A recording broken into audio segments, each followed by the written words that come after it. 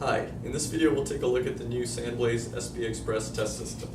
The system is designed to help the development and qualification of new NVMe SSD drives, as well as providing conformance and certification tests for these devices.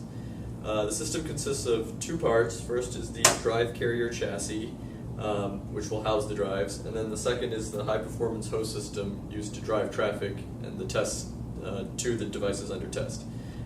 First, let's take a look at the chassis.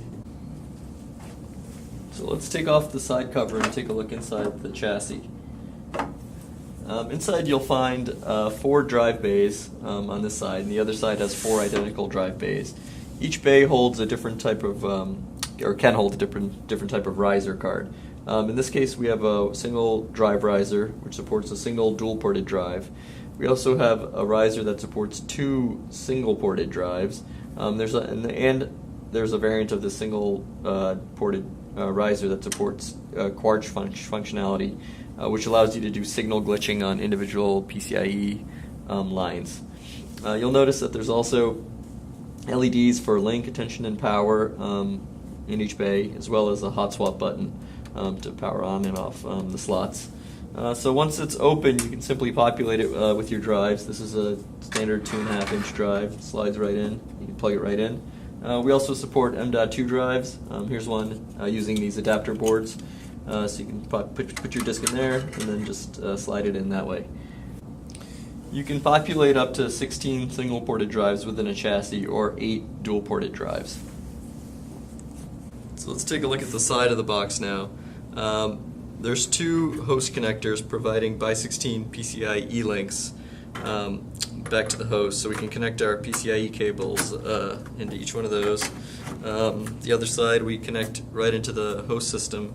The host system comes with PCIe expansion cards here, so you just plug them into that. There's also a USB connection for management, so it provides fan speed control and I2C, some management software for the chassis. So you just need those 3 things connected. The system is then managed through a web interface. You can also do scripting and automation type testing with it. But now that it's connected, we can log into the GUI using any web browser and run our tests that way.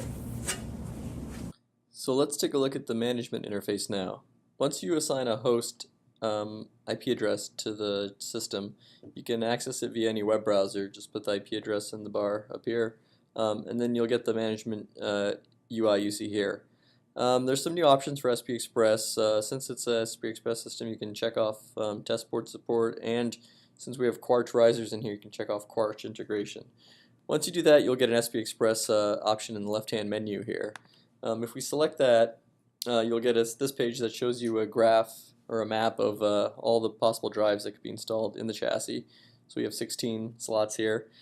Each one of the boxes here shows you if a drive is inserted with the green box, the current voltage, current and power draw, PCI width, as well as if the link is connected and power is on to that device.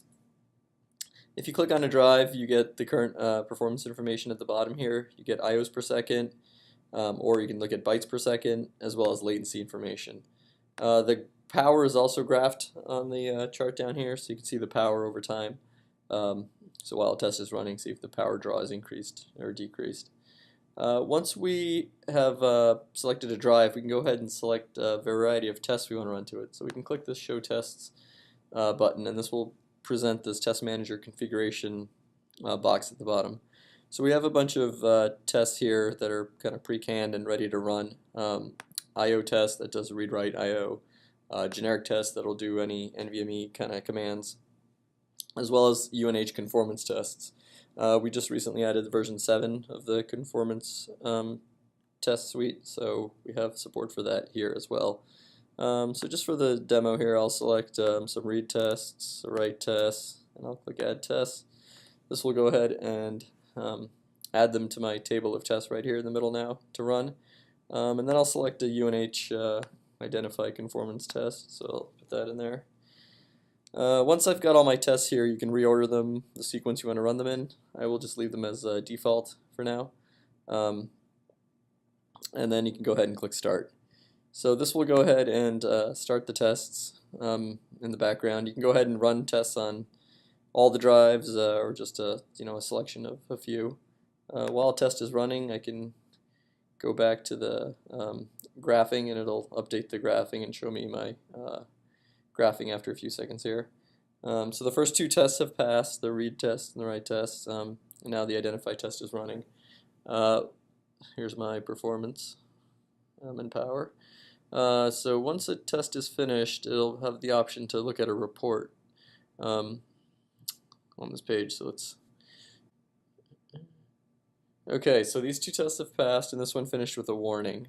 Here's the information for the performance at the bottom of the test. So if we want to get more information on what the warning was, we can go ahead and click Report. This will pop up a report screen. By default, it just shows you a brief summary, but there's a detail button we can click on to get more information about what happened during the test. So the read test and the write test are up front. It'll show you all the test parameters that were run. Since there's no errors, there's nothing marked to look at. When we get down to the identify, it breaks out the identify test into various sections and cases, and so details the what each case is supposed to do and the action. So if we scroll down, we'll then find the warning. It's flagged down here. In this case, the controller only supported version 1.1 of the NVMe spec, so it didn't support the command that we were trying to send it. So it just flagged that as a warning. So you can go ahead and select multiple tests. You can select the entire test suite for the conformance test if you want, and run it that way. Also up top here, in addition to the current statistics, there's the ability to remove and replace a drive. So you could remove it, and that'll push that hot plug button we saw earlier, and then you can replace it back in. If it's a Quarch-based riser, it's marked as Quarch, as you can see here. And then you have the ability to glitch signals and power on and off the Quarch. Since it's also a Quarch-based riser, it shows up in the left-hand menu under a Quarch menu. If we select this option here, you'll get in-depth detail on the Quarch riser. And so on this page, you can select all the various signals that are going to that riser.